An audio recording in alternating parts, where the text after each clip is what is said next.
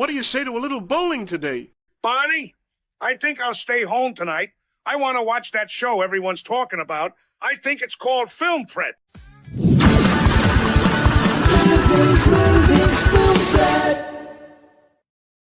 That's not how it's supposed to go on Wednesday.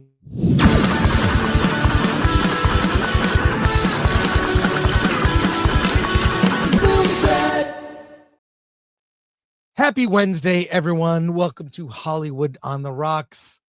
Chris Gore here, and I'm being joined by a special guest. Who could it be? Who could it be? I truly wonder. It's wait, I can't find it. It's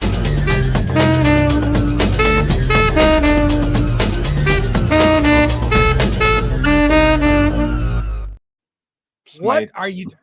Hey, it's my morning Alan, calisthenics. This episode of Hollywood on the Rocks, Alan will be portrayed by the Angry Badger. Hey, Badger.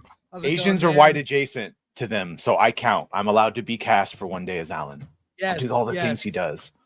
And you're hot off of being on FNT, on Open Bar with Critical Drinker, which Alan will be on there tomorrow.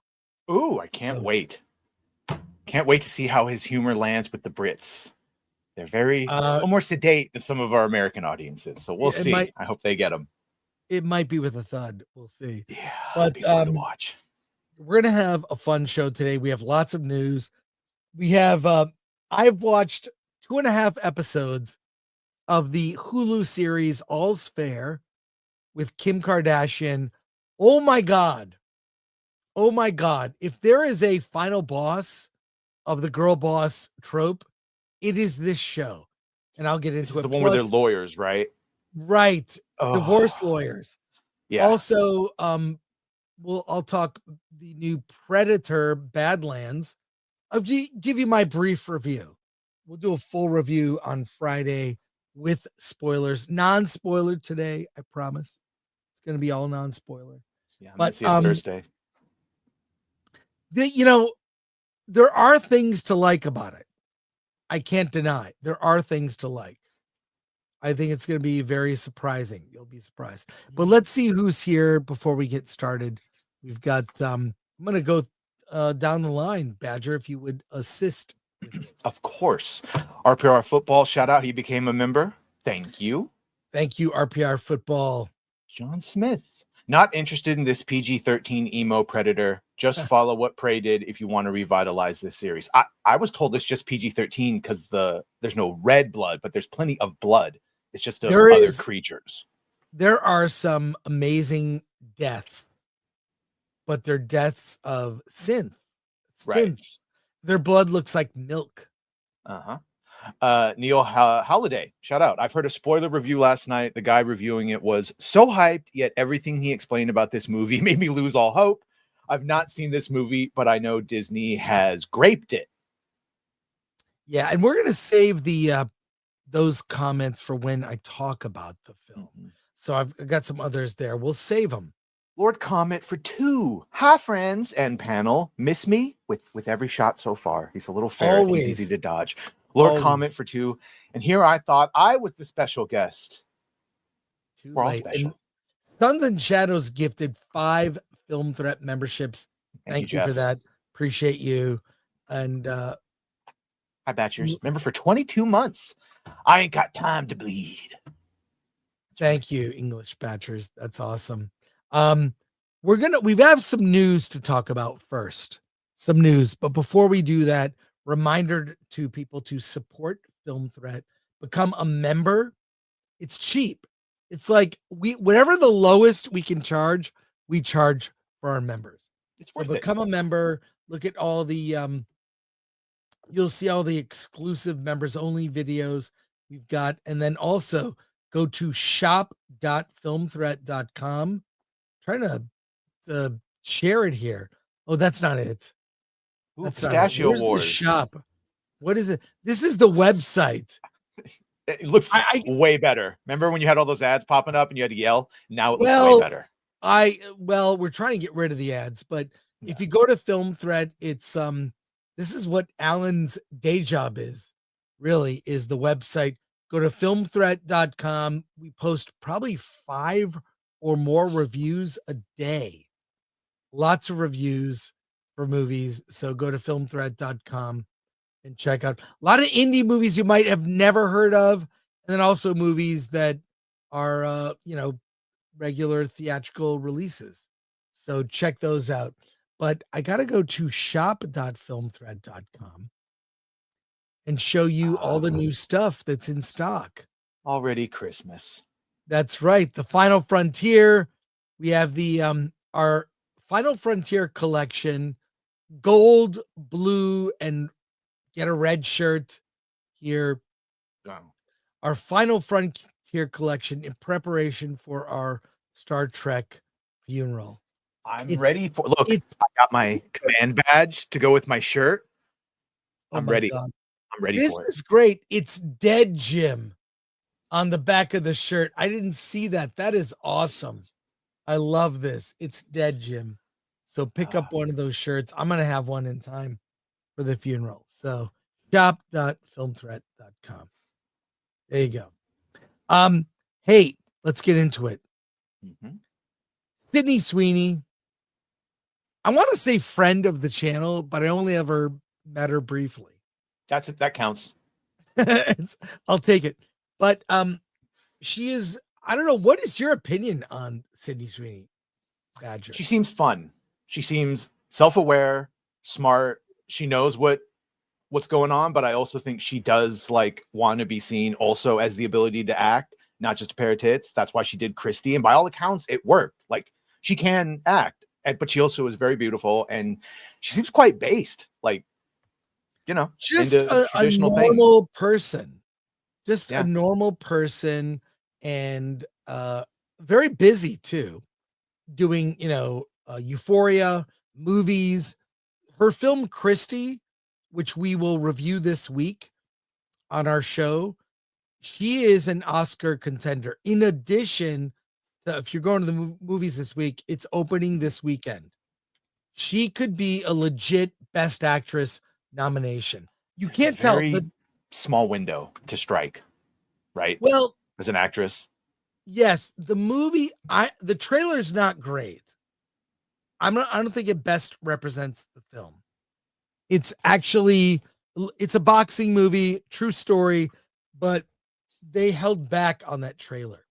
But here she appeared on it was, what is this, a podcast on GQ YouTube channel, and Sydney Sweeney had some things to say. Let's see what she has to say. Around this American Eagle ad right now, and maybe we should just talk about it. So, were you surprised by the reaction? I did a jean ad. I mean, the reaction definitely was a surprise, but it was, I love jeans. All I wear are jeans. I'm literally in jeans and a t-shirt every day of my life. Jeans are uncontroversial. Jeans are awesome. Yeah, I like your jeans. You look great in your jeans. I think I know how you're going to answer this, but I'm going to ask anyway. I mean, the president tweeted about the jeans ad, or Truth Socialed about the jeans ad, and that just seems to me like a very crazy moment for anyone, and I wondered what that was like. It was surreal. Do you think that this interviewer is she's trying to hide that she's baiting her a bit? Yeah. Do you ever watch those videos where they have a body language analyst look at what's going on and the reactions? When she brought up the president, you can see Sydney's muscles and smile go down. She's waiting for the hook, the bait question. Even just asking about the president is bait, no matter how they do it. Right. But you get the feeling this interviewer kind of doesn't like Sydney. I get the feeling that they all are like that the majority of the people that you interact with, the press, probably are not fans of the president or Sydney or the people that like Sydney, because it is kind of one side that likes her more than the other, even if that's not her fault. Right. I feel like she's pretty middle of the road. I mean, it's a jeans ad which Middle was of the great. road is alt-right now. Well, look, I don't know what her politics are. I mean, maybe it doesn't Exactly. matter. She's did a jeans ad. It was funny. Some got the joke, others If didn't. you're not screaming about voting for Kamala or whoever the left was at the time, then they de facto assume that you are on the right. That's so you don't know their politics, you know their politics. Yeah, type well, here thing, let's see her answer. I'm just saying the interviewer seems a Is bait. little. Yeah. Here we go. What that was like. It was surreal. It was surreal. Mhm. And it would be totally human. I would probably feel like thankful that somebody had my back in public, and conveniently some very powerful people had my back in public. And I wondered if you felt that way.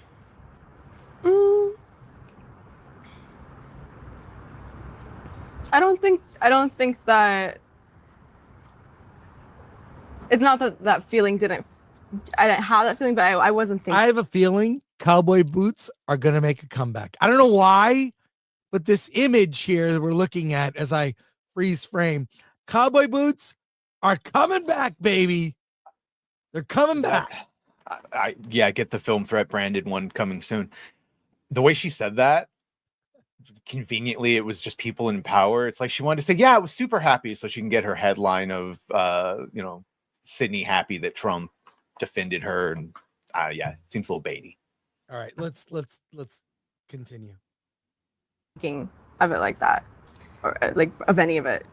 I kind of just put my phone away. I was filming every day. I'm filming Euphoria, so I'm working like 16-hour days, and I don't really bring my phone on set, so I work and then I go home and I go to sleep. So I didn't really see a lot of it. You've made a really good case for keeping your thoughts and your life separate from that work. But the risk is that, there's a chance that somebody will get some idea about what you think about certain issues and feel like, I don't want to see Christy because of that. Like, do you worry about that? No. No, I don't worry about it. The exact right response. Oh my God. Let's keep going. If somebody is closed off because of something they read online to a powerful story like Christy, then I hope something else can open their eyes to being open to art and being open to learning. And I'm not going to be affected by that. Yeah. You've come here like really willing to talk about. Yeah. So we'll keep going. Just maybe one more.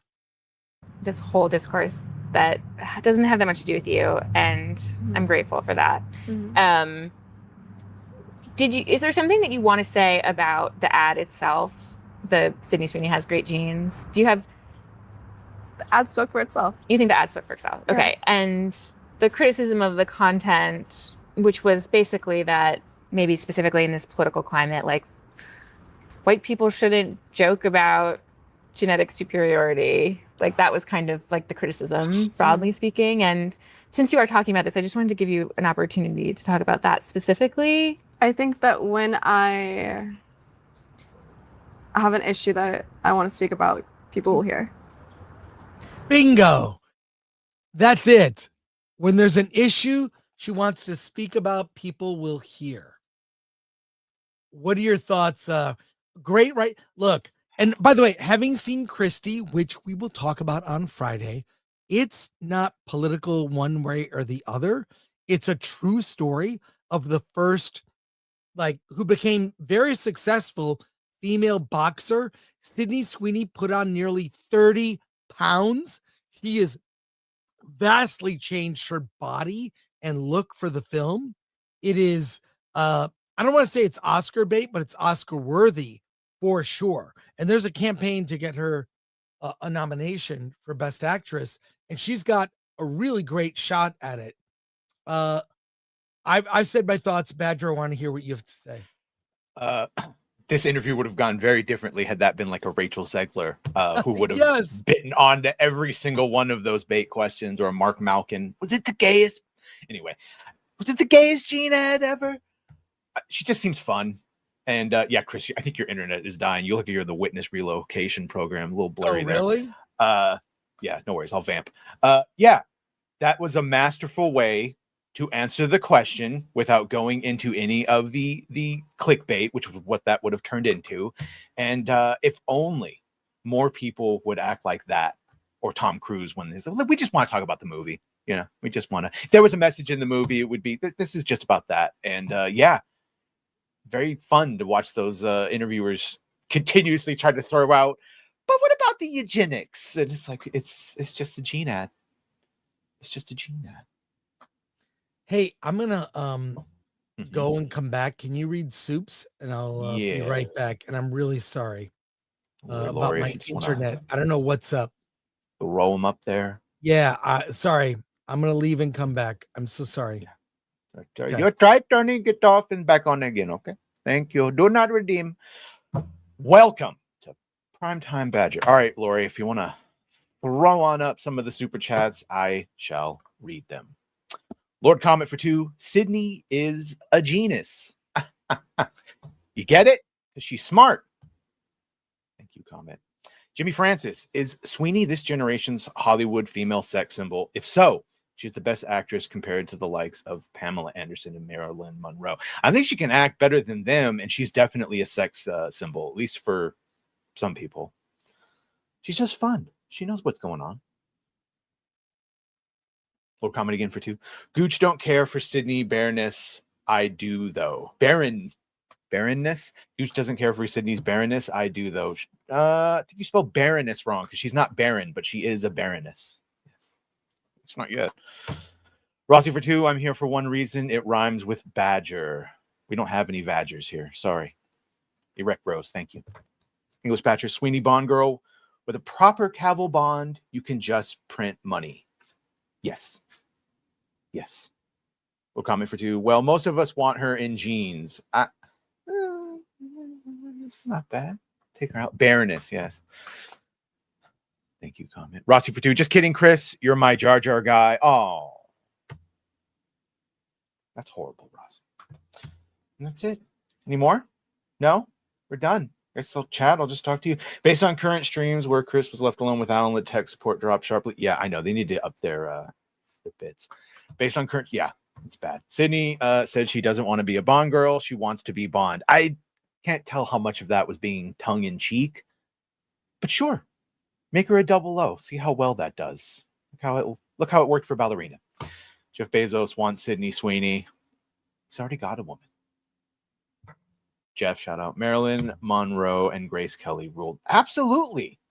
Absolutely. I just don't exactly see them doing a Christie or something like that. Famke Janssen is the best Bond girl. Fight me. No, she is. Was just watching her. Goldeneye. Perfect. Perfect. And the best Jean Grey. We love you, Badger. Thank you. Thank you. I've only heard my mommy say that. Thank you. Appreciate you guys. I'd buy Sweeney a drink. Would she accept it, though, is the question. Would she accept it? We could do worse. We could do worse.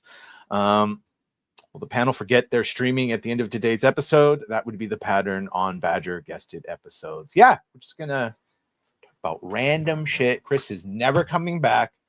His internet has completely failed him. And here we are. Here we are. Hey, Badger. Remember when we took the Spanish because basketball player guys out to the gay bar and danced all night? Remember that I was dancing in front of them and you were like holding them and making out? I don't remember it because I was blacked out drunk. Holds up in court. If I don't remember it, it didn't happen. Monroe and Kelly had great directors back then. The standard of filmmaking today is shockingly bad. Yeah. Very few exception. Very few exception. Olola Ukwi. Alan doesn't tech support and knows how to pronounce Olola Ukwi. Ololi U or Ololiakwi. God damn, bro. I'm just going to call you Big O. Mr. D-Man 21. Unless they do a retro thing and have all the Bond movies set in the 60s, that might work. You kind of have to make it a period piece. Otherwise, it being an accurate James Bond gets harder and harder. Modern male.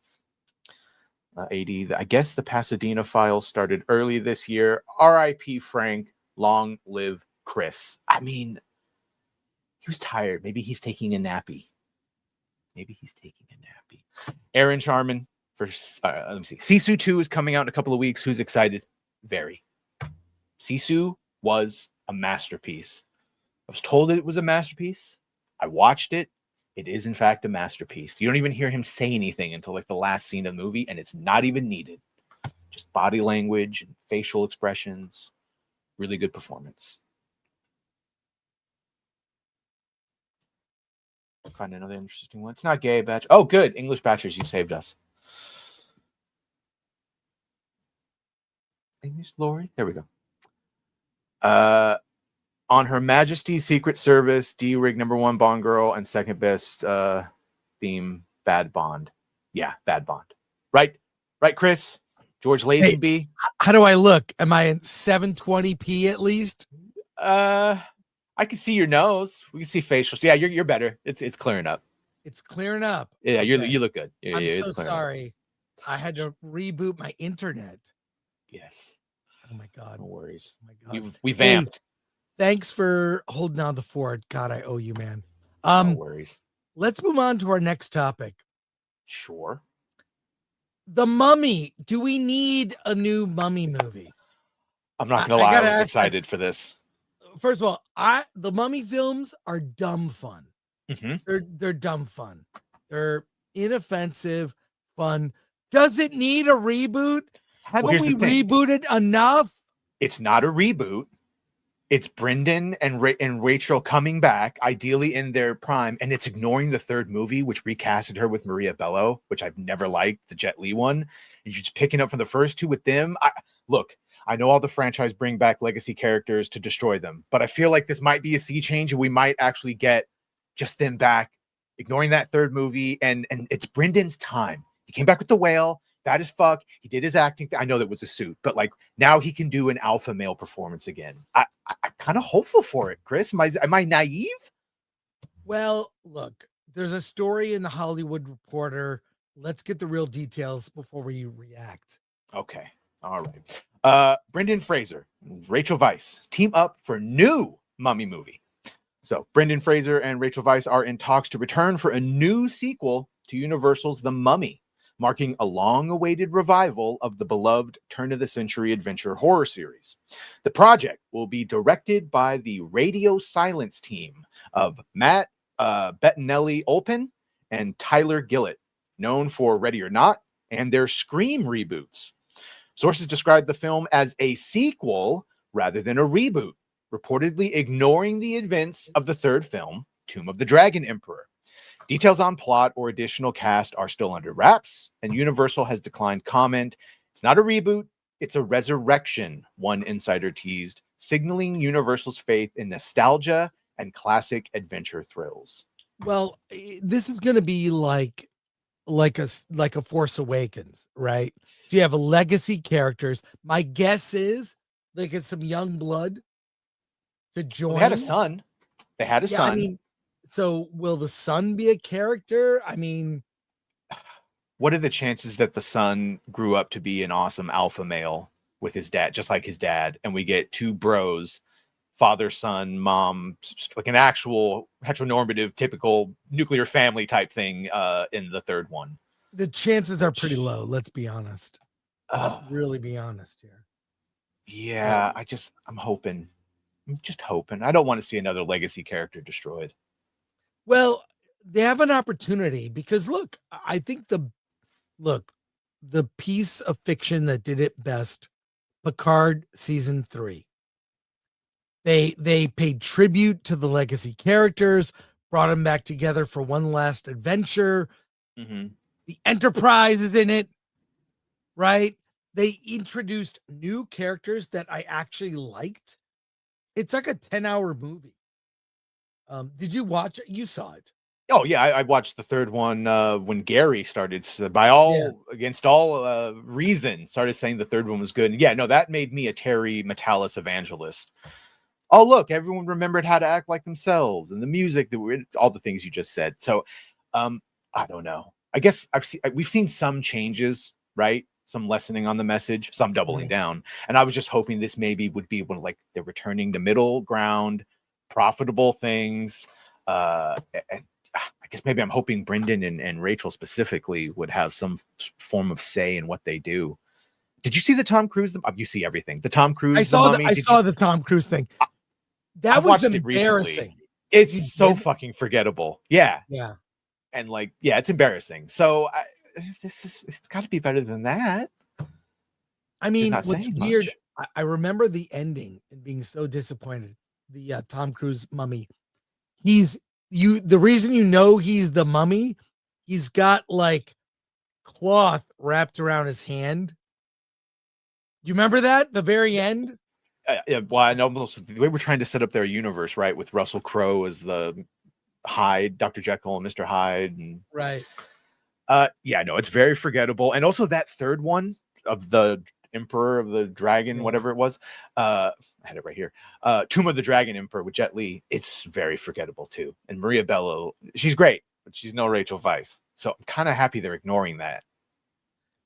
Yeah, well, I mean, we'll see. I like Brendan Fraser. I really like him. And I can't wait to see his new movie, Rental Family. Have you seen the trailer? Yeah, where he's a rental father. I mean, it looks like that's an indie movie. Right. It's one of those heartfelt, you got to be in the mood, not every movie has to be spectacle. I like indie movies a lot. What do you know about Radio Silence? Because it seems like that's the biggest like unknown is this directing team of Radio Silence. Because I've not seen Ready or Not, and I stopped watching Scream movies after the fourth one. They're fine. Ready or Not was fun. It was fun. Okay. So I mean, it could be good. Yeah. But I don't know, again, it'll feel like a reboot, even though it's not. It's a proper sequel. And I like the idea of ignoring the third movie. That's a good idea. I don't know. It just seems like there's been enough recognition of like these old films that come back out and they make all this money that they're like, let's just do that. But instead of releasing The Mummy, we still have Brendan. We still got Rachel. They still look good. And Brendan looks like quite in shape these days. If he just does a little bit more, he can get back in this action hero. Well, he's a far cry from his role in The Whale. Which is, he kind of did the reverse, right? You do a bunch of action films and then you do that like acting piece where he did it. He came back. He did his acting thing, and now he can go back to do the fun popcorn flick where he's because I never would have pegged him for an action star, and when before The Mummy, because it was like the guy from George of the Jungle and Airheads, but he's good. He's got that humor and he's very good. Let's I got some other news here. I have other good news. Oh, good. John Williams will be scoring Steven Spielberg's upcoming UFO film. And I'll say this. No one knows anything about it. Not a one. It is so under lock and key secretive that a friend of mine who knows people who work at Amblin, like they're all sworn to secrecy about this. I don't know. I feel like in some way Spielberg, like his Close Encounters and E.T. was kind of preparing us for like aliens may visit Earth, and you know what? Maybe they're not that bad. These are alien films where the aliens are they're friendly aliens. Benevolent. I was going to say benevolent.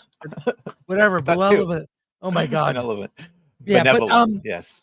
This is great news. I thought after Rise of Skywalker, John Williams was done. After Indiana Jones, he was done. But no, they pulled him back in. you've got notes for this story. Let's get the Absolutely. story. John Williams confirmed to be scoring Steven Spielberg's upcoming UFO film. Legendary composer John Williams, who is 93, is reuniting with Steven Spielberg to score the director's mysterious upcoming UFO film. As confirmed during Juilliard's A Night of Stories and Music event. This marks the 30th collaboration between the two icons, whose creative partnership began over 50 years ago with the Sugarland Express in 1974 and includes cinematic classics like Jaws, E.T., Jurassic Park, and Schindler's List. The still untitled Amblin Universal production listed on IMDb simply as Untitled Steven Spielberg Amblin Universal Event Film remains tightly under wraps. Film stars Emily Blunt, Coleman Domingo, and Josh O'Connor, with longtime Steven Spielberg collaborator David Cope writing the screenplay. The story reportedly stems from an original Spielberg idea, and the film is set for a 2026 theatrical release. After Indiana Jones and the Dial of Destiny, Williams had suggested he might retire, joking that if Harrison Ford was hanging up his whips, perhaps he should too, but he soon walked that back, telling the Times UK, "I don't care much for grand pronouncements. If I made one without putting it in context, then I withdraw it." Well, yeah, I thought the Indiana Jones film was, I think all of us thought it was a colossal disappointment. I mean, that to me is erased from canon. For me, can't take it seriously. It's out. That would be the fear of the Mummy, is doing what they did to Indiana, having him come back and being a drunken old, failure, Yes. for lack of a better term, being led around by some chick. Learn from those lessons. But let me just say, John Williams is the GOAT. That's it. John Williams is the GOAT. I love Hans Zimmer. So he's right, but John Williams is above. I'm sorry. Hans Zimmer is right up there. The iconic scores that Hans Zimmer has done also, to give him credit. He's one of the, look, old movie scores, when they were great, you can see the scene of the movie in your head. Mm-hmm. Movie scores today, here's the number one problem with movie scores. Let me get to a rant here. They have one thing in common. You know what they do? They meander.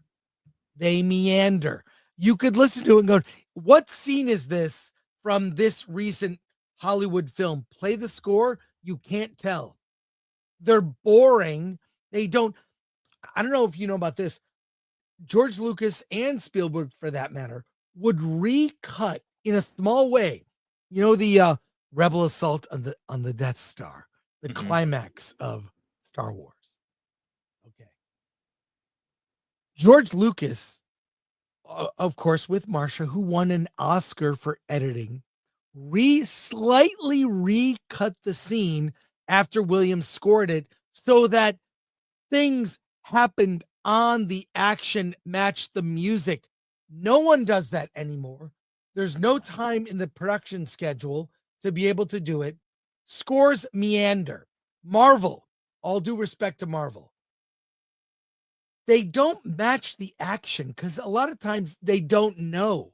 Tron Ares, that was a huge problem, is that unlike the Legacy, where it very much matched, it did not match, and it just sounds like it's a soundtrack playing against, Go watch Jaws, the scenes with the orca out on the ocean.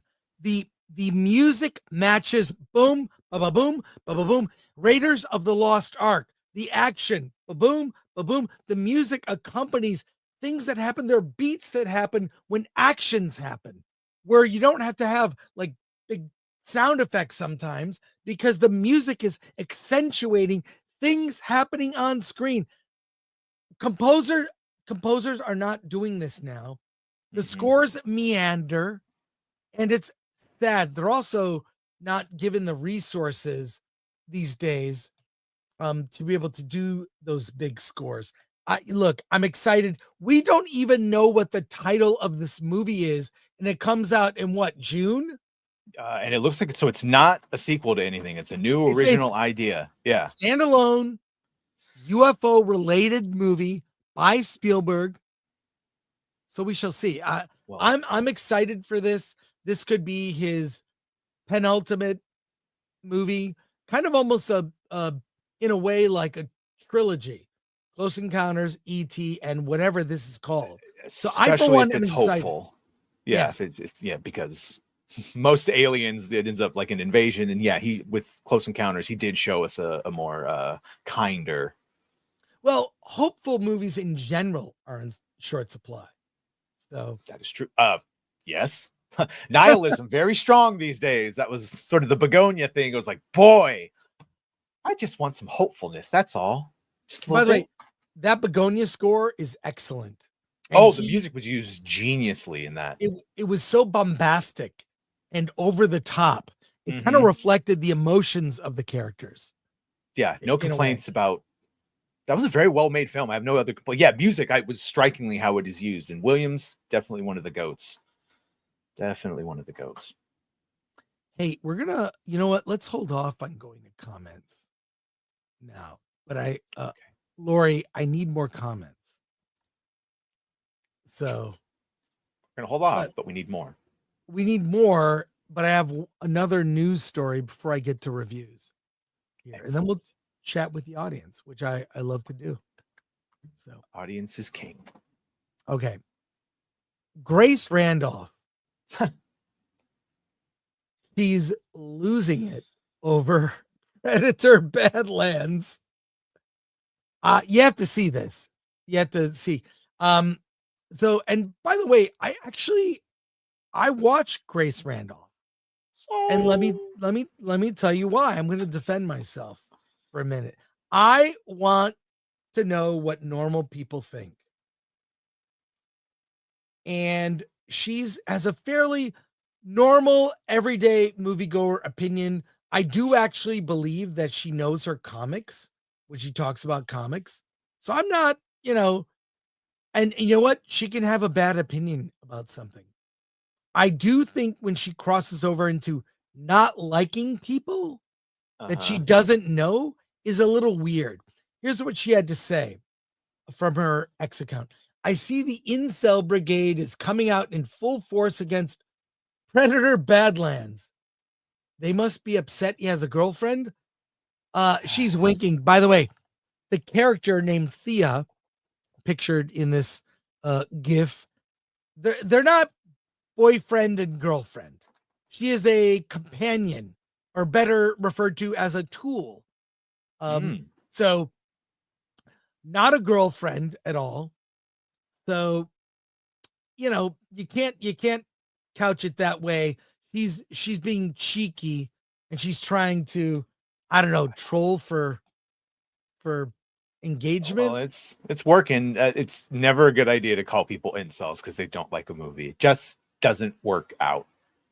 Even as a joke, it doesn't work out, as we've seen before. And she goes on with some other comments. It is blowing my mind anyone has a problem with the potential romance between a predator and a synthetic. When not one Marvel fan complained about Wanda and Vision in the comics or the movies, but then again, it wasn't popular to be a hater then. Wow. She is going after a lot of different things in this. But see, now it's comments like that where I believe you when you say you think she's a normie, but she does not know her comics, because the reason no one had a problem with Wanda and Vision is because in the comics, Wanda and Vision was a thing. Right. But Predators, as a film comics will explain of the lore of the Yachua, they do not have those type of relationships. They have harems. They have a more Jor-El Superman harems. Well, let me just say, there is no romance in the movie at all. Right. It's in fact, if anything, Elle Fanning's character is kind of comic relief, which I didn't expect. So wasn't the original idea Chewbacca and C-3PO? Chewbacca was C-3PO in the back, except it's her. Well, it's very, but our good friend Steph at My Nerdy Home says yes, because that's why people go see a Predator movie, for the romance. And Valiant Renegade, you seriously believe those two examples are the same thing? False equivalency, for sure. Yeah, exactly. So in Debian, we love in Debian, Predator movie romance. Yeah, I'll just wait for it to hit Disney Plus. Thanks. Yeah. Anyways, she's manufacturing something that isn't there. And that's okay. Like, it's fine. I get it. But this is not an issue. If anything, she's reading into it. So I don't know. What are your thoughts? Might be a bit That's it. telling that maybe that's what maybe Grace is a little bit lonely that she read into the machine. Also, women have fucked up fan. I'm sorry. After the Minotaur milking thing that we've all gone through, I don't even want to know about the Predator, Wayland Yutani android / things that they're all reading and writing together. So yeah, I'm glad she enjoyed it. But you're saying that's really just more her inference, that it's not really. It's her inference and trying to drum up controversy where there is none. Yeah. And also, I mean, I see stuff and I see opinions I don't agree with. And I just, you know what I do? Scroll away. Go, oh, that's interesting. I don't agree. Or that's interesting. I hadn't thought about that. There's a weird thing where certain, I don't know, I'm fine with people thinking differently, but really going after people that she doesn't know is kind of odd. I have a problem with definitive statements. Like, if you didn't like this movie, you're a fill in the blank. Or if you did like this movie, you're a fill in the blank. It's a weird trend in talking about film where you have to include what the collective, like, here's my opinion. By the way, the collective thinking is this. I can just give you my opinion in a vacuum and not look at what other people think. When we talked about One Battle After Another, perfect example. Alan and I were like kind of in a, we were just saying what we thought, right? Mm-hmm. Like, that's what we think. I didn't realize opinions about it were so divided. Like, I said, well, here's what I think. But it was weird how people came after us for not towing that line. Didn't expect it. It's very similar to the Sound of Freedom controversy, where like, here's some might say an important movie about child trafficking that should raise awareness of what's really going on. And then that was somehow attacked as alt-right porn was one of the headlines. And then anyone that liked it's like, what are we talking about here? Tribalism. Yeah. It's, I don't know. I like to engage in the debate and conversation. If you and I disagree about something, great. We'll talk. I mean, we're talking Predator Badlands on Monday. Mm-hmm. We'll discuss it, but I like different opinions. I don't know. I don't feel affected by it. I'm like, oh, okay. I want to learn something, but I do like, like seeing what just so your average moviegoer thinks about a movie. Let's go to comments, and then we have some reviews to discuss. I'll start from the top.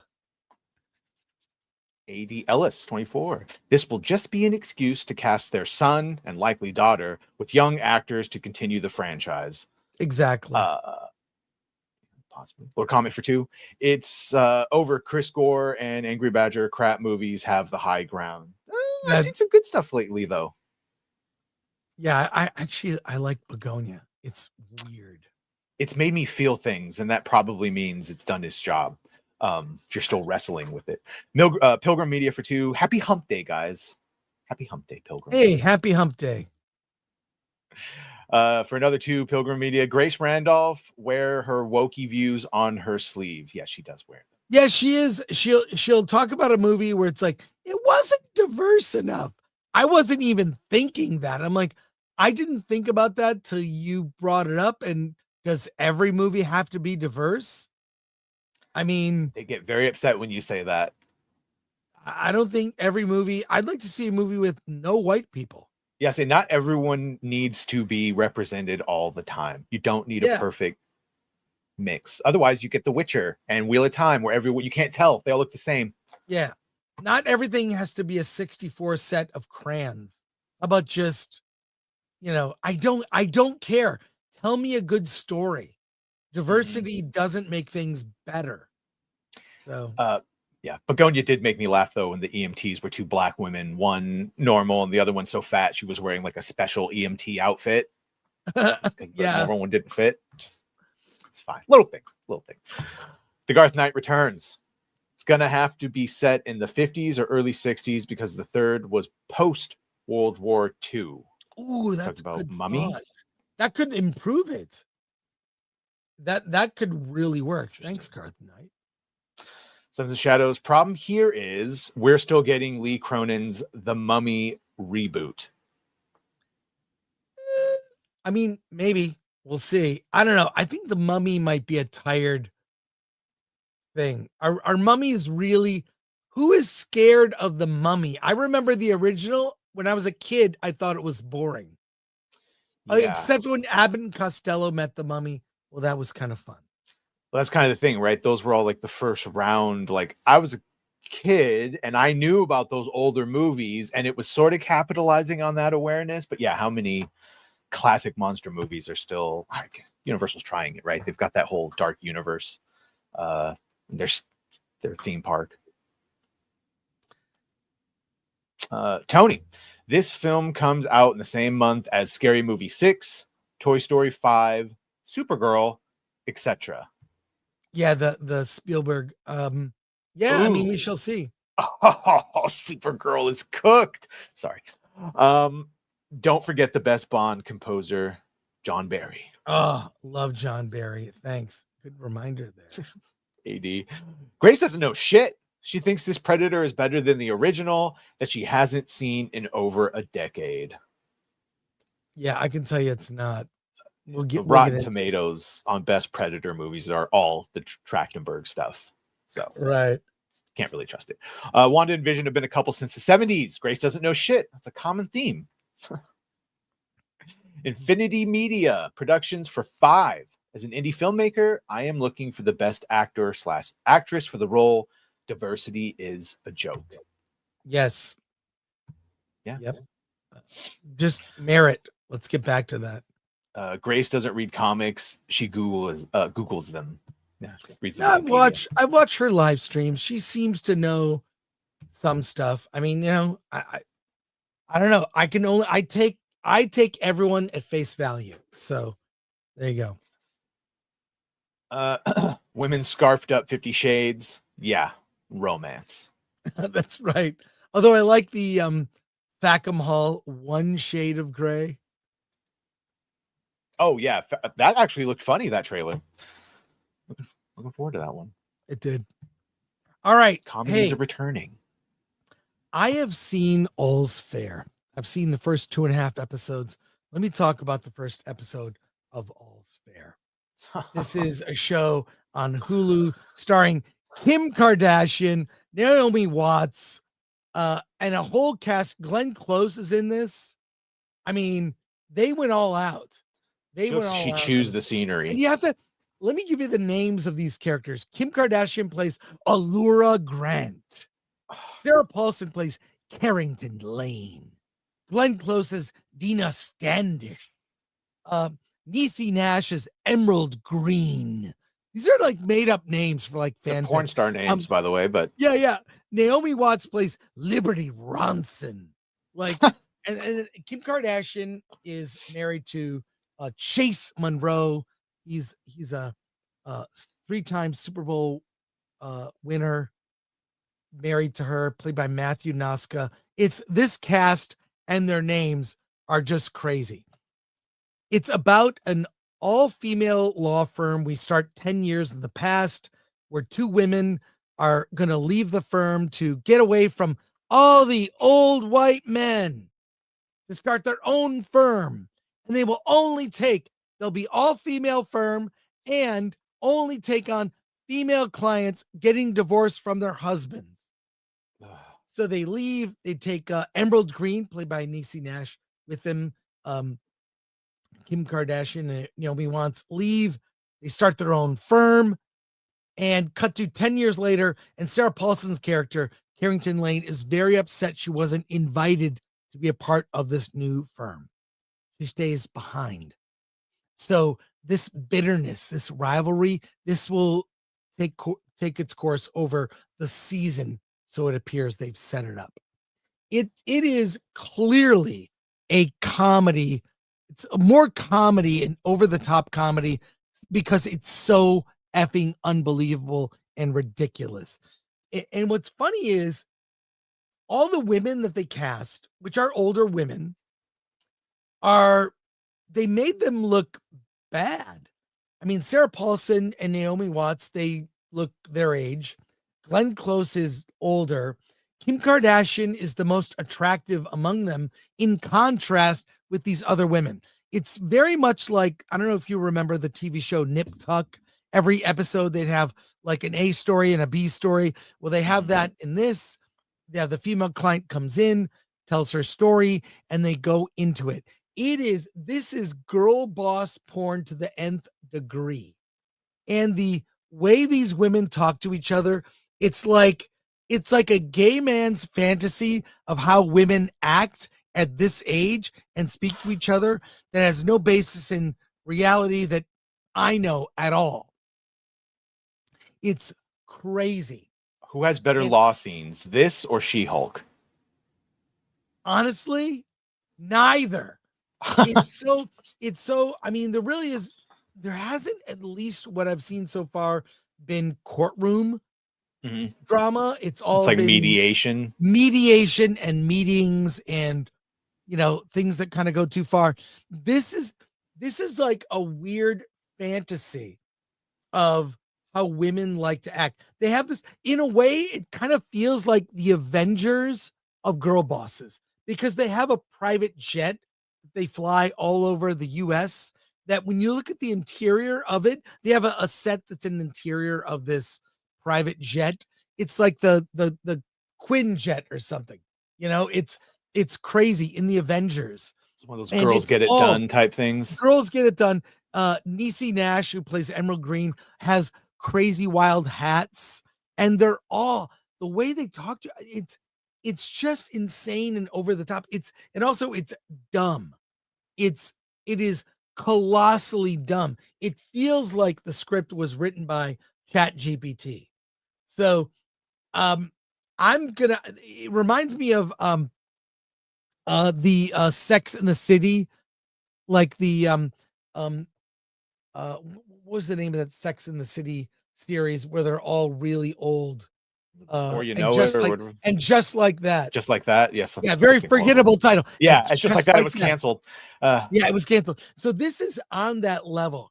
It's so colossally bad. I mean, Kim Kardashian is cosplaying a lawyer. I know she is actually in her real life tried to study to be a lawyer. Here's the big problem I have with this. These are women that are not to be admired. They're all incredibly unlikable in their own way. Allura Grant, Kim Kardashian, her husband decides to leave her, and then Sarah Paulson's character, Carrington Lane, is repping her soon-to-be ex-husband who's sleeping around. By the third episode, he has begun sleeping with a trans person who is an ex-sex worker. Yes, wherever you think the show it's going to go there, it goes there in spades. If this were parody, I would believe it. It is beyond over the top, laughable, and not laughable because what happens in the show is funny. It's because it's so effing unbelievable. And if this is the idealized version of how women want to see themselves, I really fear for young women who might look to them as being some kind of role model. It's kind of sad to see. So I'll probably keep watching it. It's so bad. I can't say it's so bad. I can't say it's so bad it's good. It's so bad I can't believe it's this bad. It seems very much a holdover. Like, how we got a bunch of things greenlit during maybe a different cultural time when they thought it was relevant, and now it's shifted so much. Like, what the hell is this? But in 2023, absolutely might have been something that they greenlit that now is just not wanted. Let's go to comments. Sweet. Thundercats litter box for 5. Grace wants to normalize human-robot relations because that's her only shot at a husband. Hey-oh. Got to move goalposts when real men can't stand to hear you. There you go. Thank you, Thundercats in litter box. It's a explosive litter box. Lord comment for 2. All's fair in love and war and man-hating wokeness. That's what the entire show is. Yeah. Desert Fox 2000. I'd almost rather watch The Acolyte season 2 than this. I mean, I would definitely rather watch that than that.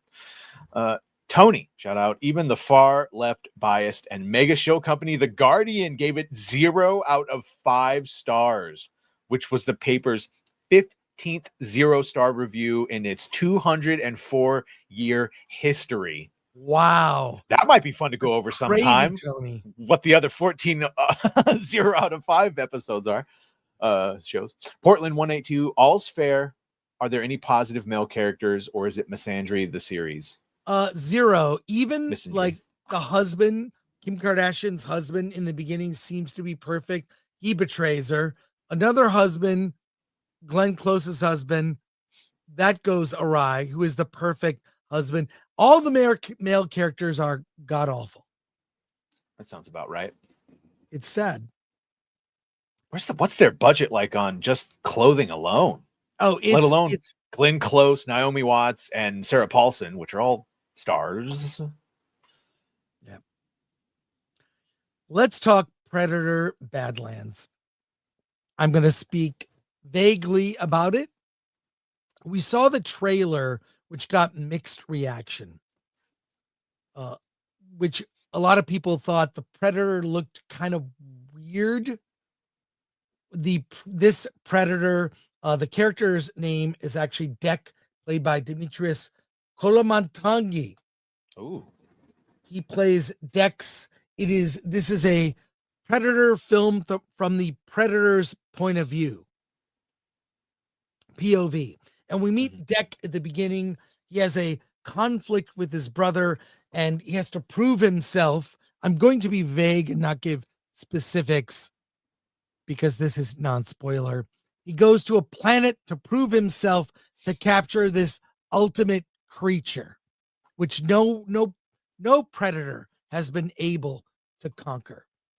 He finds on this very dangerous planet Thea, a synth from the Weyland-Yutani Corporation, whose group of synths studying on the planet have been, most of them, wiped out.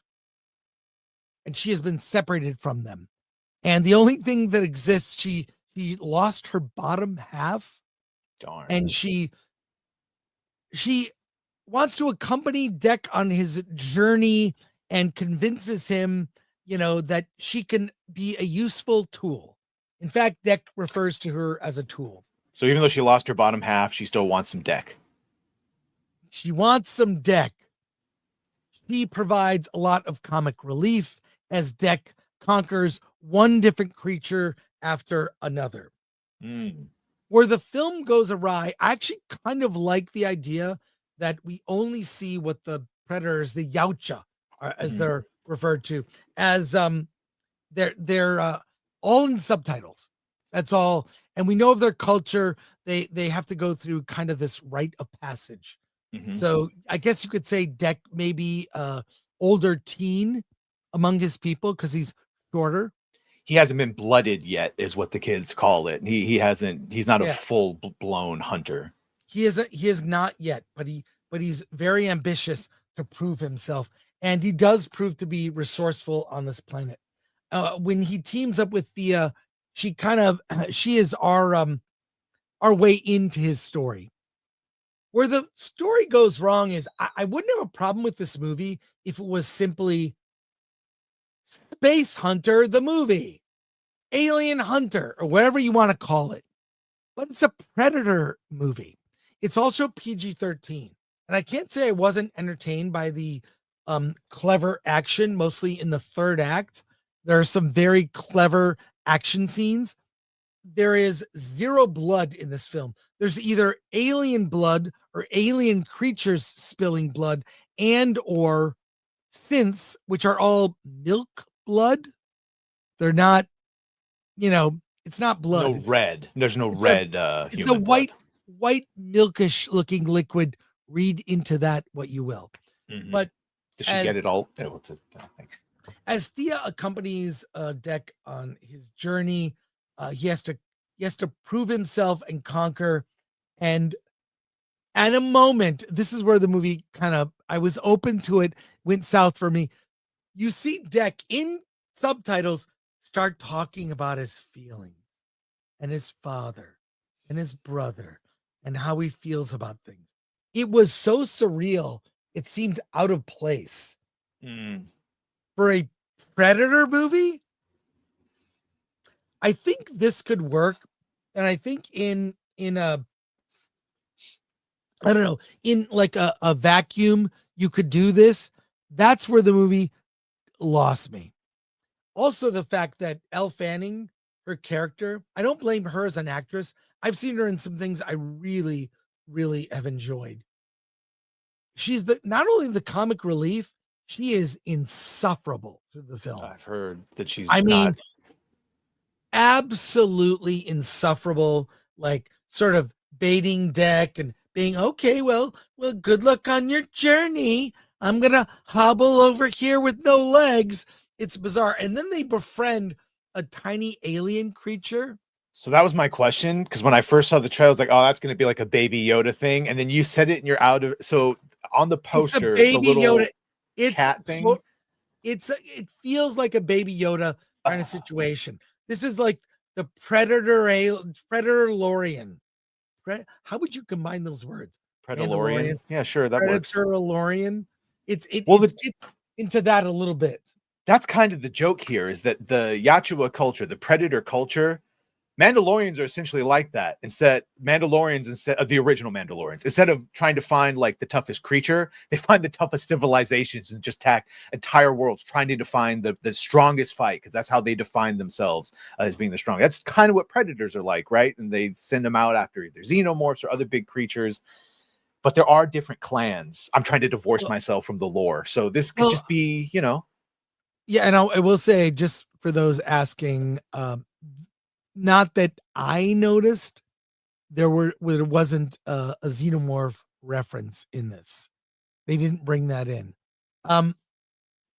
In the end, my review is mixed to negative.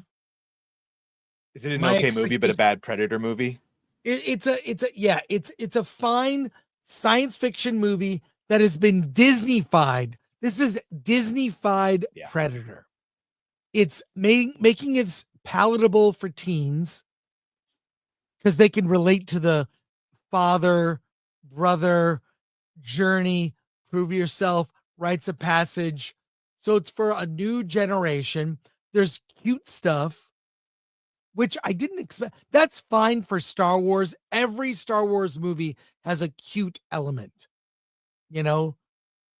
That's when people were critiquing the porgs in Last Jedi. I'm like, well, to be fair, I'm just defending the one aspect.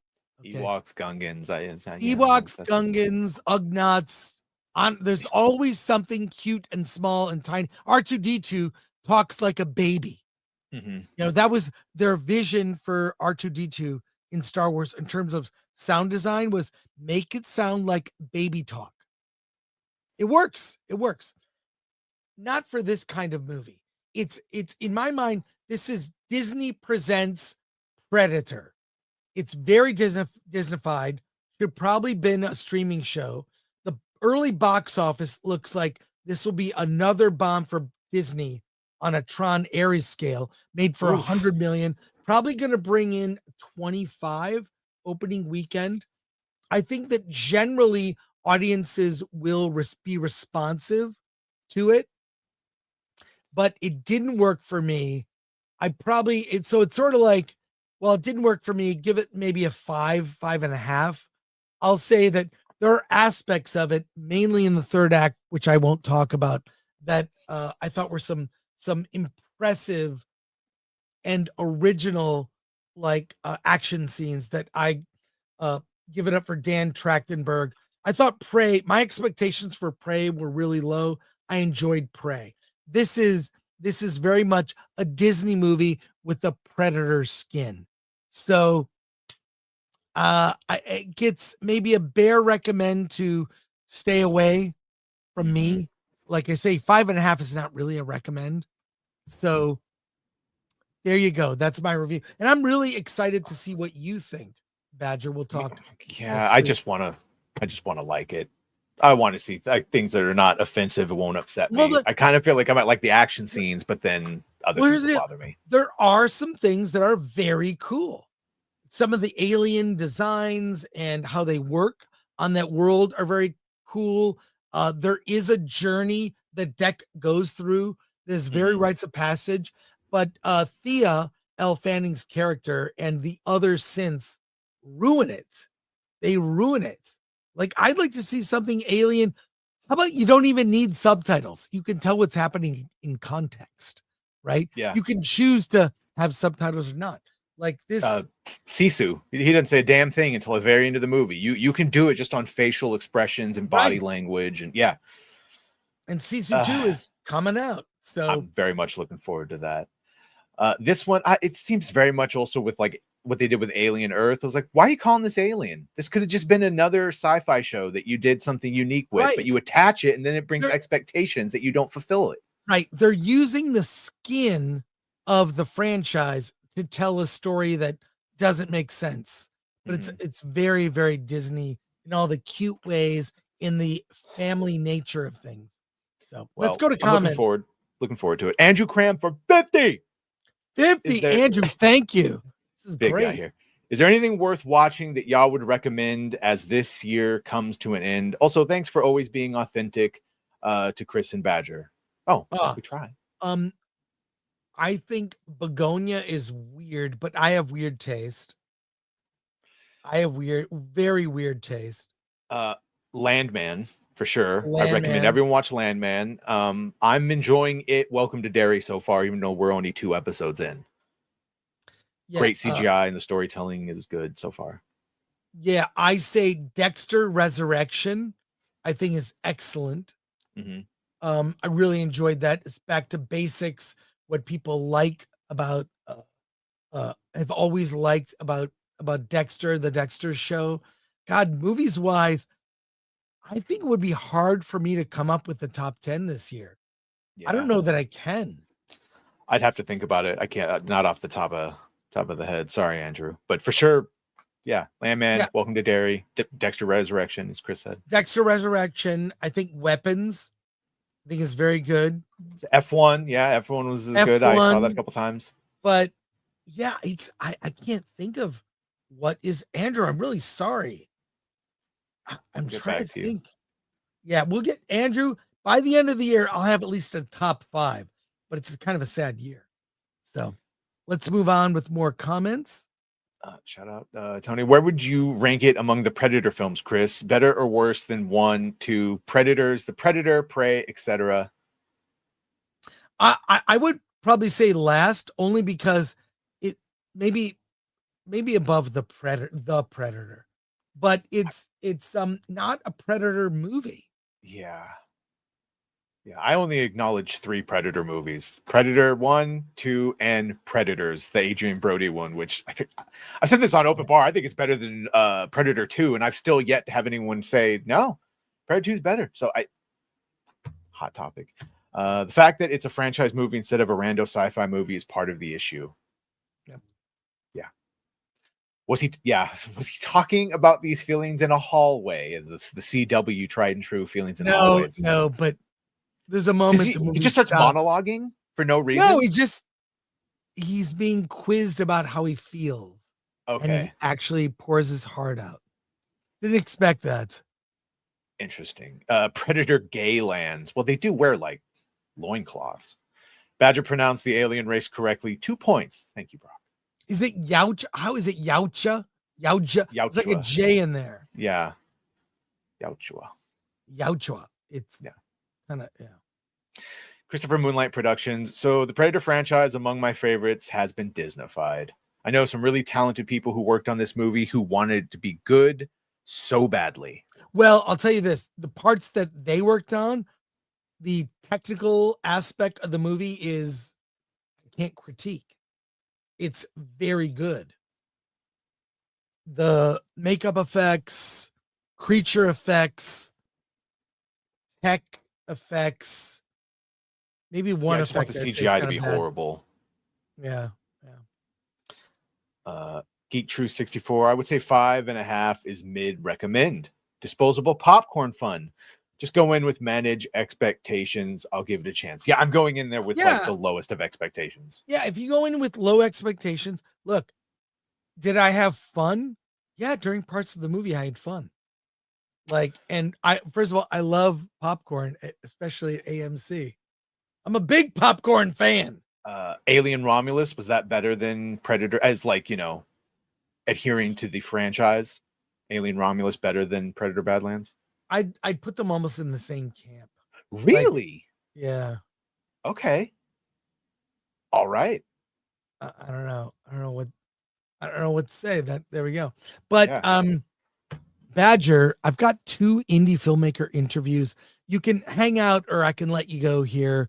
I know you probably got stuff to do. Yeah, I got Badgercast coming up, and I don't want to embarrass you with my horrible questions. Oh, it's 45 minutes from now. It's 3:00. Oh, so shit. No Put worries. the link, Lori. Put the link. Can you give her the link? Yeah, I'll give her the link before I get out of here. Send everyone over to Badgercast. I've got 2 back-to-back indie filmmaker interviews I'll be doing. But excellent. No, I appreciate the ask.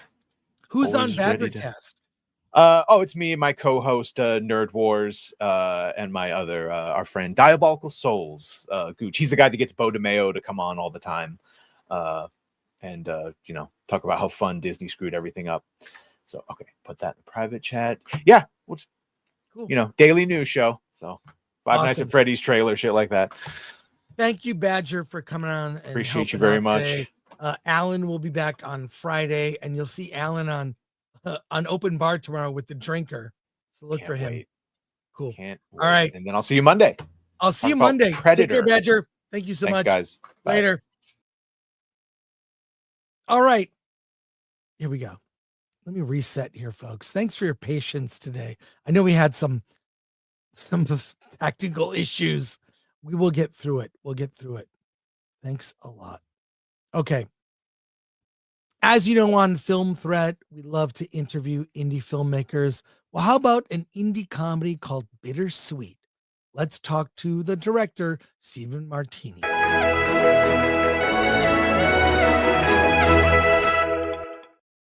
At last, Stephen, we get you on here.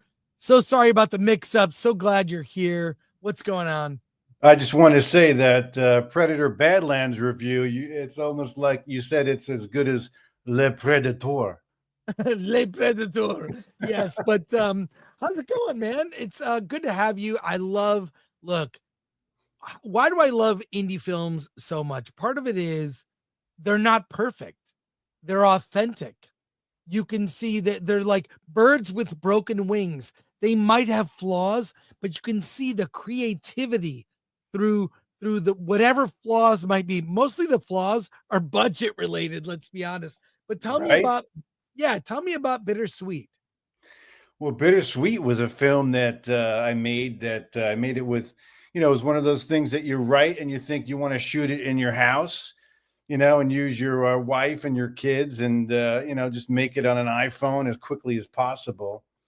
And immediately we got kicked out of our house and we had to find a new location, regroup a year later. And of course, we didn't have all the money for the movie, so we could only shoot a little bit at a time.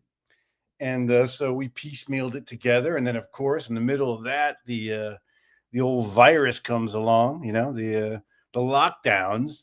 And so, indie filmmaking is like fighting a war in which nobody gets killed, but your spirit slowly and surely. Well, I think it's for any indie filmmaker that gets an indie film done. It's a huge accomplishment, in my opinion. Huge. It's like dragging that thing, not just finishing it, getting it to festivals, dragging it across the finish line, and getting commercial distribution, which you did. Well, that's where, you and I, we met way back in the era, 1999 was my first film festival, Toronto Film Festival. And, back then indie films were more than just content.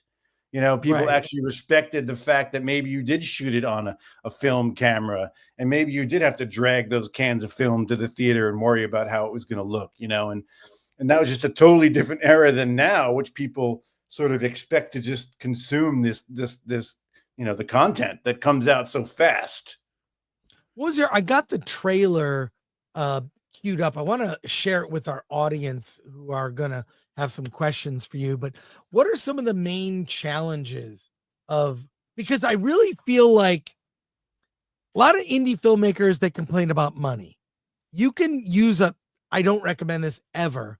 Do not use a credit card, but there's crowdfunding. There are ways to get movies made. Yeah. Oops. Did you do that? Because I calculated once, if you put 30 grand on a credit card to make an indie movie, do not do this under any circumstance. This is not professional advice. Yes. 30 grand on a credit card. If you pay only the minimum, it'll take you 30 years to pay off and cost you 100 grand. Do not do it under any circumstance. Do not do it. But how did you do it? How did you finance the movie? Well, other than that way, yeah. I had my day job, fortunately, for a long time was as a screenwriter. So I had some savings, that I was able to save up, and then begging and borrowing, and the people who were your fans, and I had my first film was 30 years ago. It was called Major Pain. And, it's sort of built like a steady cult following over the years. And so, I noticed that there are fans out there, people who are interested in my work and what I'm doing. So, you just got to you really just kind of keep scrounging, and of course, if you're married to somebody whose family has money, you got to ask the in-laws for money, because that helps. Well, I remember Sam Raimi, when he lived back in Michigan, had his little company, Renaissance Pictures. He targeted dentists because they had a lot of disposable income. The job was kind of dull, and it was kind of exciting to invest money in a movie. That's how he got the first Evil Dead financed.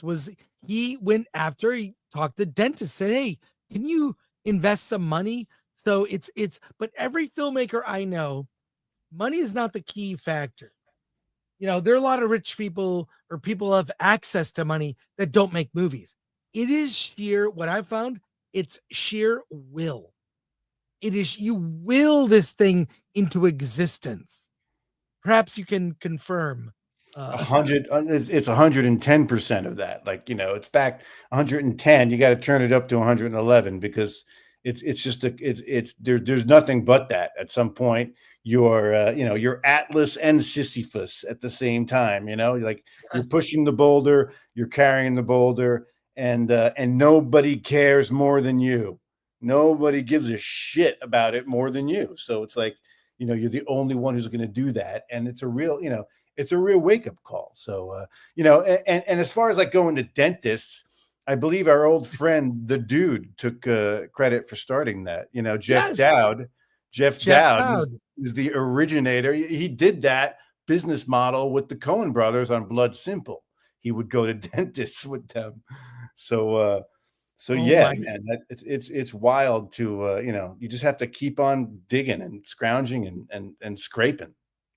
Let's take a look at the trailer for BitterSweet. I've got it queued up here. It's on your YouTube. I found it. Look at that. All right, here we go. Let's go. Am I watching it? Here comes the audio. Here we go. Bad news, good news, great news. Which you went first? Bad? Restraining order, 50 feet. 50 feet from what? Gigi, your son, your house. You have someplace you could stay, friends, family? I have family in New York. Yeah, can't leave the state. You don't want to look like you're abandoning your family. You don't want to be a deadbeat dad. I'm a deadbeat dad. We received an emergency call. A domestic disturbance? That's so silly. Those marks on your arm? The police showed up at your house and you ran. You got a 5150? God, yeah, at this point, it's all such a blur. 5,000 block of Echo. Now it's in reverse. Vehicle's moving. Sir, I'm still. Get out of the vehicle! Get out of my car! Men who commit domestic violence have this pattern. They're wound up in knots, and then one day they just snap. They're watching you. I have to come to this place just to see my kids. I have to stay 50 feet away. Oh, lucky I got 100. This is ridiculous. What, Sam? How far is 50 feet? What? I'm gonna take care of this. Sam, that's too close! Back up! Back up! Drive back! If you're looking for a heavy hitter, you're in luck. This guy Zimmerman, he changed my life. Intimacy is the enemy, boys. Our primal essence is being eroded by wave after wave of tidal feminism. I am the most non-violent, undomesticated man-child that I know. Sam is not violent. He's very sensitive. He's artistic. Honey, Hitler was once called artistic.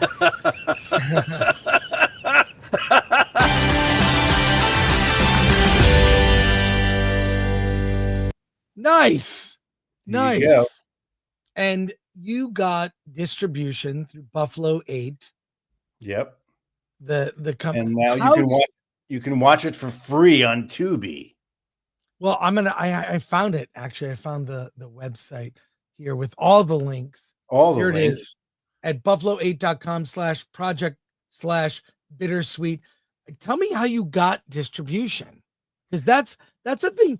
Making a movie is one thing, but getting distribution, whole other story. And we have questions. We'll go to questions from our audience, but how did you get this deal? Well, first of all, once you go into distribution, it's a little bit like, it's like asking Dr. Kevorkian to deliver your child to the world.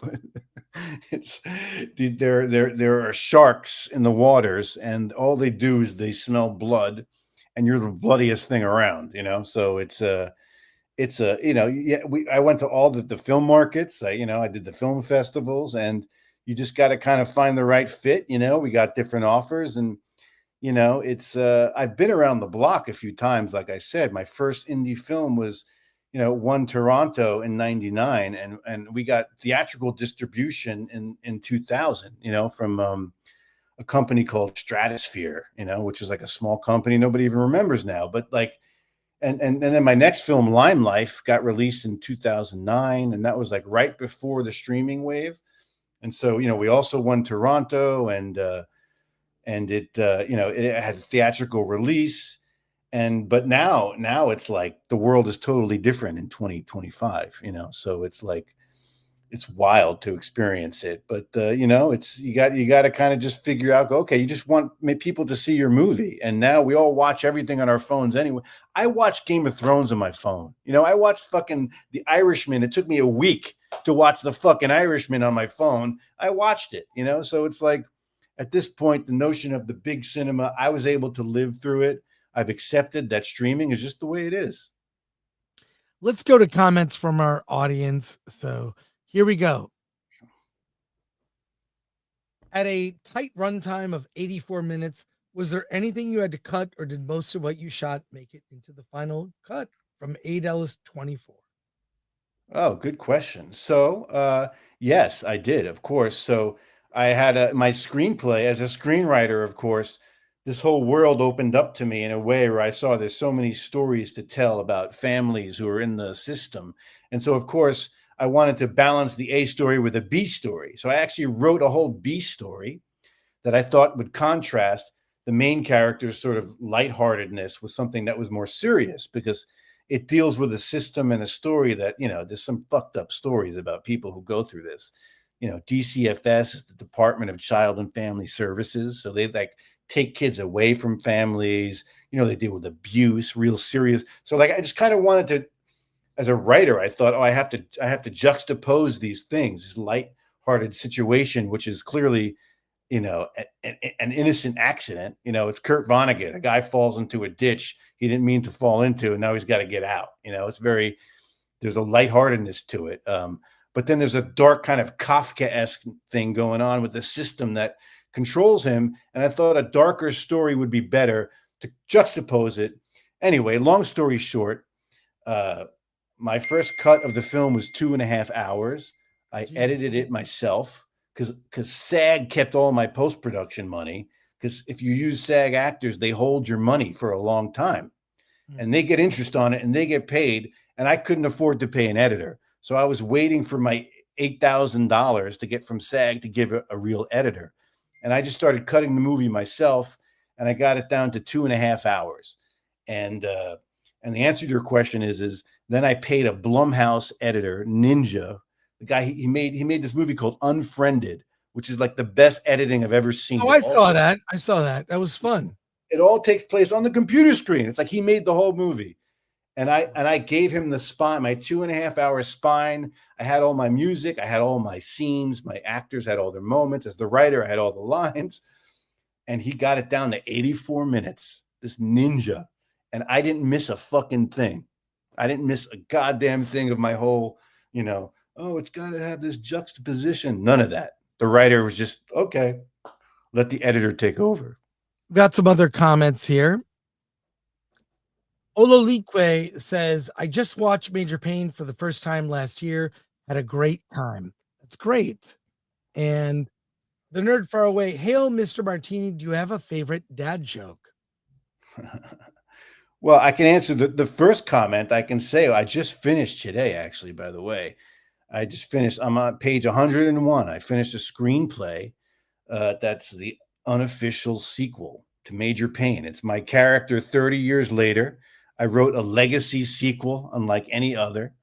And if you want to know what my character's doing 30 years later, I think you might be able to find out soon because I just wrote it. I'm going to figure out ways I can shoot it. And so, yeah, my favorite dad joke is probably the fact that I'm making a movie about my character 30 years later. And that's a midlife crisis. I will not eat the bug, says Steven. Do you think that streaming and deals with platforms like Netflix or Amazon, that might be the future of indie filmmakers? I mean, it's not just, I think it's the present. I think it already exists. And, I think that it's the future is going to be something even wilder than that, honestly. So, I think this is where we are now, and we just have to accept where it is and, keep putting our best foot forward. English Batcher says indie film is the foundation of the film ecosystem, man. And Adels24 has a question. Tackling the difficult topic of how fathers are treated by the legal system in the U.S., what made this such an important subject matter for you to tackle for your directorial debut? Oh, good question. So this is based on a true story. And this is something that kind of happened to me. It happened to me in my, when me and my then baby mama just had we had our first child. I actually found out that I had undiagnosed autism, because it was in my family and it was happening. It was being, and my nieces had it. And so I started to investigate that. And anyway, this happened to me. My Brazilian baby mama at the time, in the beginning of our relationship, it was kind of spicy. People would hear us arguing, And so at some point, the neighbors called the cop, or somebody called the cops on us. And it was one of those situations where you leave your body and you realize, oh my God, they see me as the bad guy, and everything I'm going to say right now is going to be the wrong thing. And then on top of that, they were making fun of my baby mama. She's Brazilian, and they couldn't understand what she was saying. And so they were making fun of her while making fun of me. And honestly, if it wasn't so tragic and scary, the screenwriter in me just kept laughing, going, oh my God, this is the funniest situation. And so anyway, so I started to meet other families who went through it. And my situation got cleared up very quickly. I went to the judge and they saw that it was just ridiculous. And they were like, okay, but you still have to go to these meetings. And so I started meeting other guys and other dads and moms that were going through this. Their families are in the system. And some cases are really serious and tragic. And so, of course, I can't turn off the screenwriter brain. And, and meeting the judge is so theatrical. It's like a theater piece, So it's just, I kept seeing this movie in my head. And the indie filmmaker in me just has to go and try and make it. Well, Stephen, thank you for joining us on the show here. Congrats on the movie. What do you have? The movie BitterSweet is on Tubi, other platforms. check it out. What do you have coming up after BitterSweet?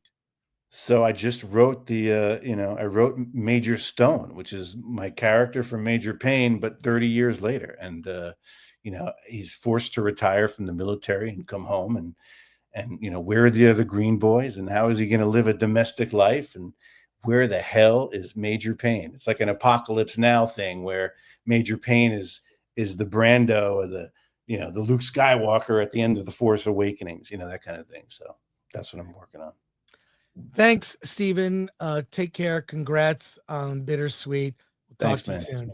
Take care. See ya.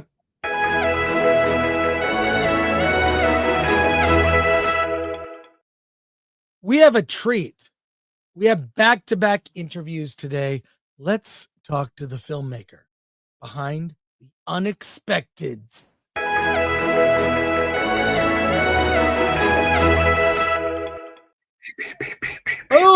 Boom, Alejandro, Montoya, Marin. How are you, sir? Oh, I said how you, sir. That's great. Oh my God, man. Great to see you. Two indie. Great to see you. Yeah, two indie comedies back to back. Finally, that's a good thing. It is a good thing. That's our job. That's our job. I know last time we had some tech issues. It's all good, man. We'll get you in here. And the movie is out finally. Yes. Out available. That's great. Yes, it is available on demand right now. All right. Well, for those that don't know, tell us about The Unexpected. First off, thank you for allowing me to correct myself when I was trying to do an interview in the streets. The Unexpected is an action comedy. It's about four friends that bet their life savings on a YouTuber that scams them. Imagine Guy Fieri meets Jake Paul. And okay. Sprinkled. And they these suburban schlubs got to figure out how to get the money back after they lose everything. Yeah, well, it's not like a crypto. I mean, people haven't. What was the when the Haktua girl did like a whole crypto thing, and there's a bunch of people that have done them. Yeah, people have lost money. I don't know, man. I don't know that I don't really trust it. So it's a very relatable story because all the people in The Unexpected, they're all friends, but you would never think these people would be friends based on how they look. They're all they come from very different walks of life, all of them, but they've all invested in this YouTuber coin scam that goes awry. Mm-hmm. And they're on a mission to get their money back, get some kind of restitution for it. So did this story maybe come from any personal experience? I know a lot of people that have had an issue, like, or a scam, or, they got taken, they were fooled by someone. And then I saw a lot of them on social media, and how a lot of these like coins or promises or I'm going to help you get girls. Oh, I'm going to help you get rich. I'm going to launch your first business. It's been, it's a tale as old as time. And, in the 80s and 90s, fucking Tom Cruise played one in Magnolia, which I love. Yeah. And I wanted to, Righteous Gemstones. I feel that I wanted to make a movie about the underdogs getting theirs, because I started going, God damn, like, imagine how many people's lives they've changed. And imagine going and hearing how it affected them. And from there, it started moving on. Hey, let's take a look at the trailer for the movie. I've got it all queued up for us right now. Here we go. And then we want to hear from you. Questions from our audience. Let's go as we watch this. We are live in 5. The World Wide Web. 4. A digital Wild West. 3. For scammers and Bitcoin peddlers. Today is the greatest and most important day of your life. Today's the day you meet me. When I was a kid, I survived on bologna sandwiches and duct tape sneakers. You're poor for a reason. It's your choice. I'm helping so many people make millions. Influencers promising quick wealth, squeezing hard-earned dollars out of desperate dreamers. Thank you guys for trusting me, because I can truly see how bright the light shines on this very special group. Here! I'm sorry. We lost it all. Gary, what the hell was that? Did our money just vanish into thin air? I am going to fucking die. One day you're on top of the world, and then life gives you a good old-fashioned ass-kicking. We're here because of you, Gary. Sign the papers. Maybe you should audition for OnlyFans. I'm trying to get my life together, okay? I might have another way to get us our money back. No one gets in between me and my money. So, when do we begin? We've already begun.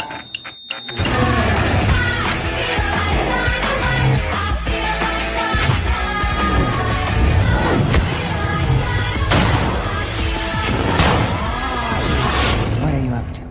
I'm just trying to do everything I can to get my family back.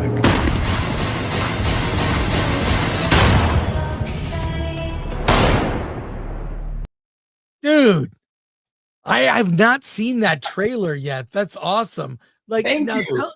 tell me also, this movie was championed by Kevin Smith. It won at a festival. Was that earlier man. this year? Like, what happened?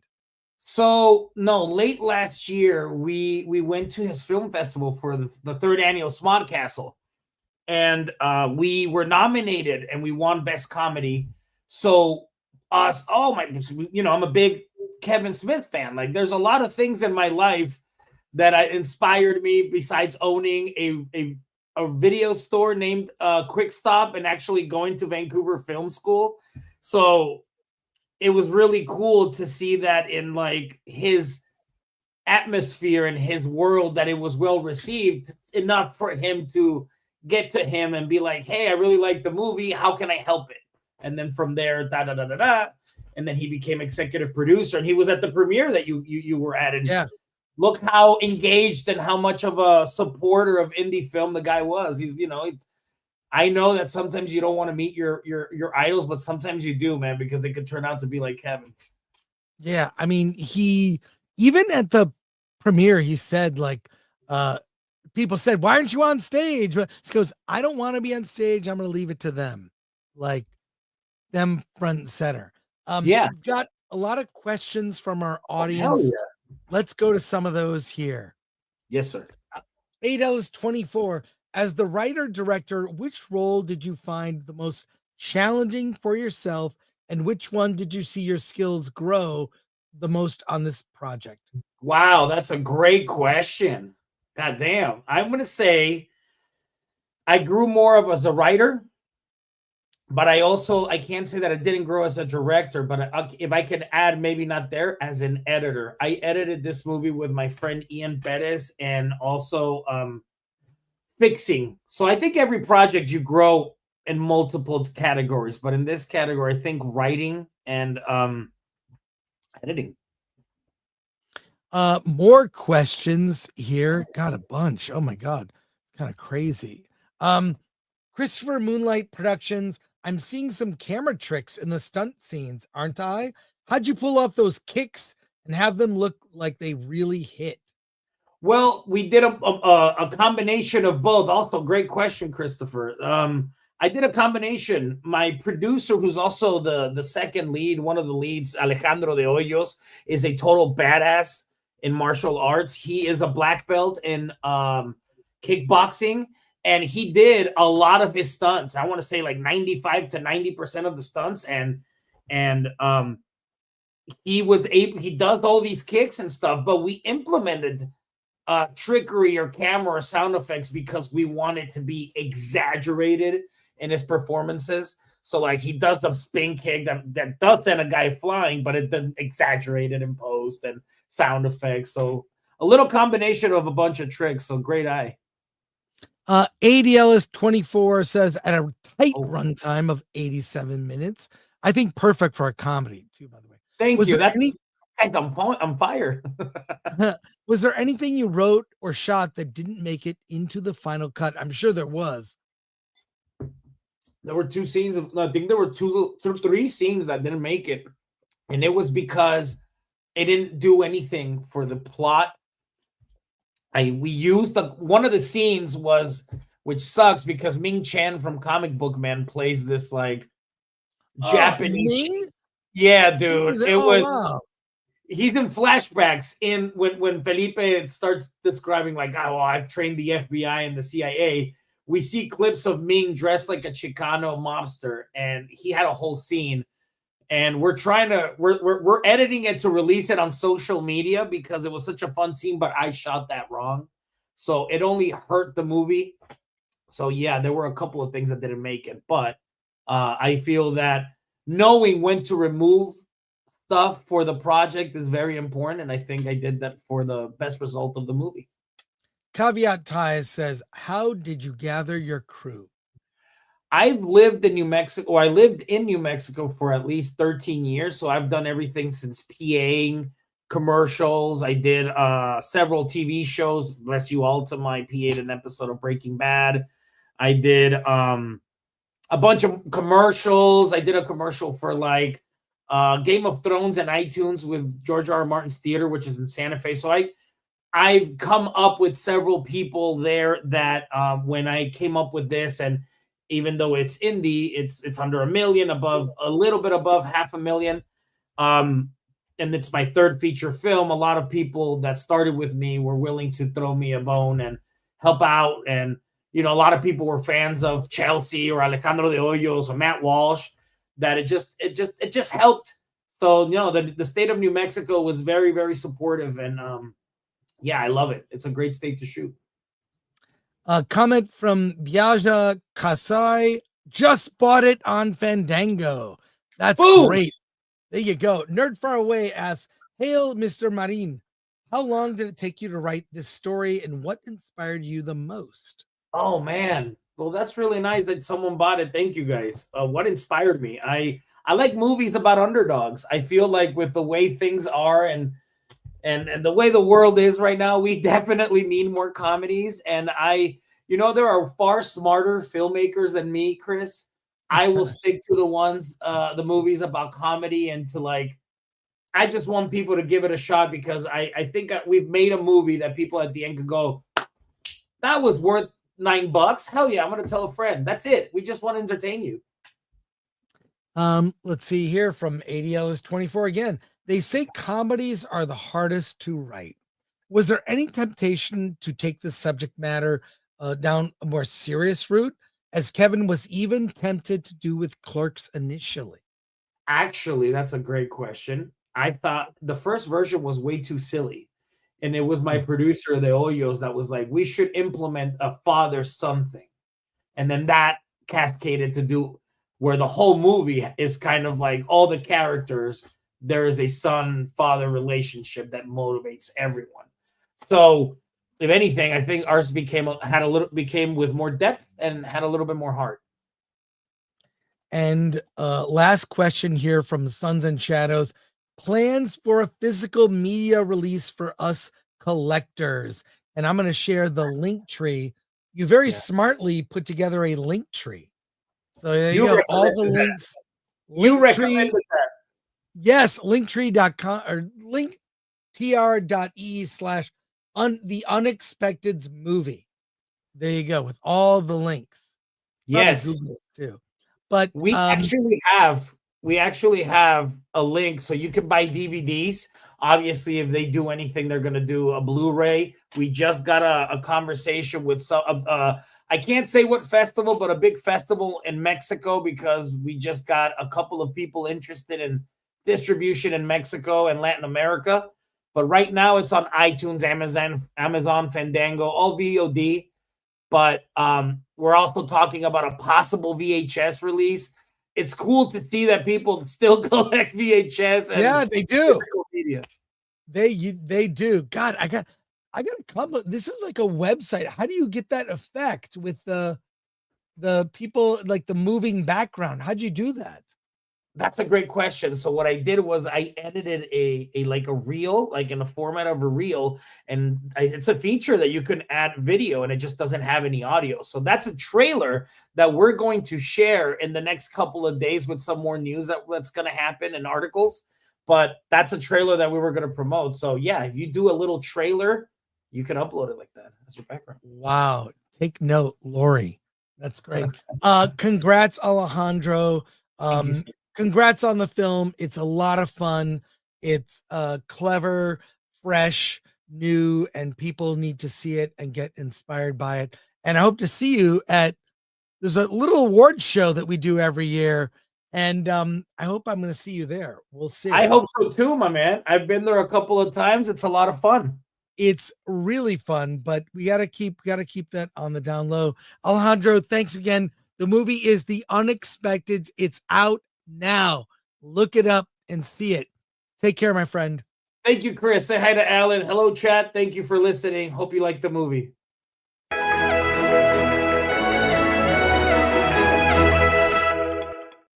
And that's going to wrap it up for us today.